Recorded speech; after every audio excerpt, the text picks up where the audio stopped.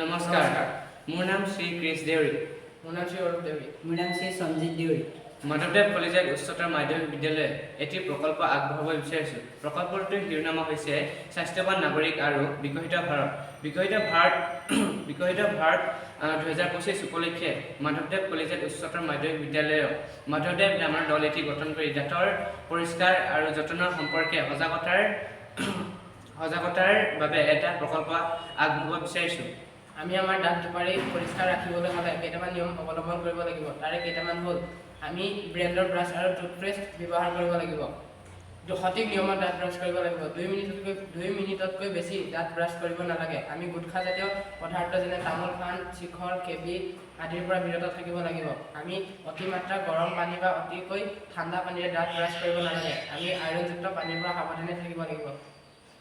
আমি খোৱা বস্তুসমূহ ভালদৰে চুবাই খাব লাগিব চুবাই খালে ই হজম হ'ব তেতিয়াহে আমাৰ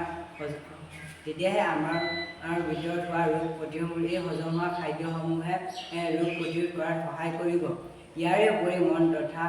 সুখৰ অনুভূতি আনিবলৈ হ'লে আমি সুন্দৰ হাঁহি এটিৰ প্ৰয়োজন হয় ধন্যবাদ